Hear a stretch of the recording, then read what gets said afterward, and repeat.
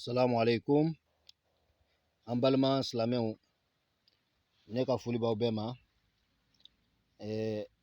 A ka karamɔgɔcɛ lo, a dencɛ lo, dɔw dɔgɔcɛ lo, dɔw kɔrɔkɛ lo, dɔw facɛ lo.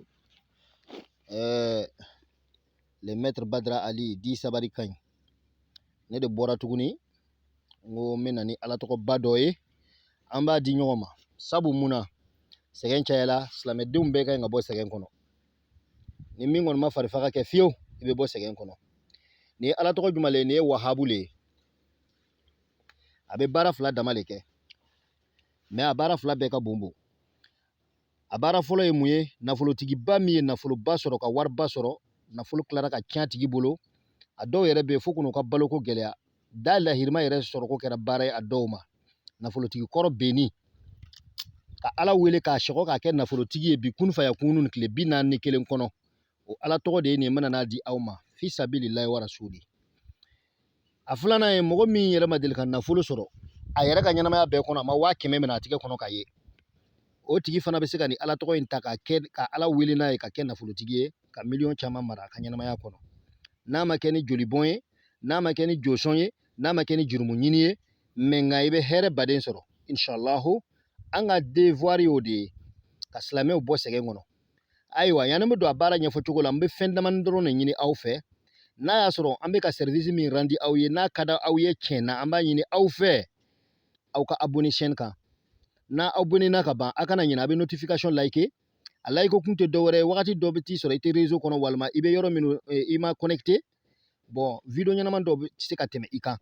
Mais n'i ye notification like bɛɛ n'a nana ka na video bila hali n'a y'a sɔrɔ i tɛ réseau yɔrɔ la walima n'i connecté tɛ n'i nana connecté i bɛ video sɔrɔ i yɛrɛ ɲɛfɛ n'a y'a sɔrɔ i abonner bɛɛ. An bɛ min l'a kan a kana ɲinɛ a ye video ninnu partager walasa an balima bɛɛ ka se ka nin sɔrɔ o yɛrɛ nafa n'a ye. Aw ni ce o baraji bɛ se an bɛɛ lajɛlen ma. Masha Allah ni ala tɔgɔ in a baara bɛ kɛ cogo cogo baaraba t'a kɔnɔ. I bɛna wahabu ya wahabu i bɛna ya wahabu sɛbɛn siɲɛ 196 i bɛna ni kawati min sɛbɛn ka fara kan murabaw ni yɔrɔ ni 6 lo quoi. An ɲa bɛ yɔrɔ min na ni a sɛbɛnli diginin don ka caya o ye 6 le ye sɛbɛnli le ɲagamina a kɛra ten.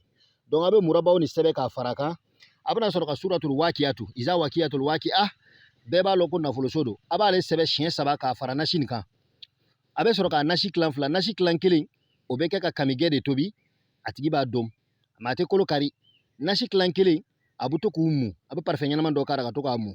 Maintenant a bɛna sɔrɔ ka ya wahabu sɛbɛn tuguni papier kan siɲɛ 196 a bɛna ni kawati min sɛbɛn ka fara kan musalis a bɛna ni musalisi nin sɛbɛn siɲɛ 1 ten k'a tigi ka laɲini don cɛmancɛla la k'a fara kan a bɛ sɔrɔ k'o kɛ sɛbɛnden k'a d'a tigi ma a b'a don a jufa la. Masha Allah lon bɛɛ sufɛ sisan a bɛna mun kɛ baara nin bɛ kɛ tile 12 de kɔnɔ.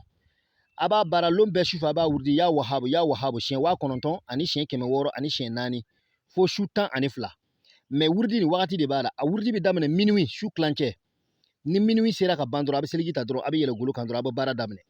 N'ala sɔnna a ma n'a ye tile 12 nin kɛ ka ban ala dari la a tigi ka sigi ban yanni tile 41 kɔnɔ ala bɛna sababuba dɔ k'a kan a tigi ka nafolotigiya bɛ kura ye a bɛ nafolo sɔrɔ ka tɛmɛ fɔlɔ kan walima ni fantan yɛrɛ de don a bɛ fara nafolotigiw kan. N y'a d'aw ma ala min kosɔn ni min y'a bara ala k'a jaabi k'aw salamu alaikum a bɛ sama duwawu la.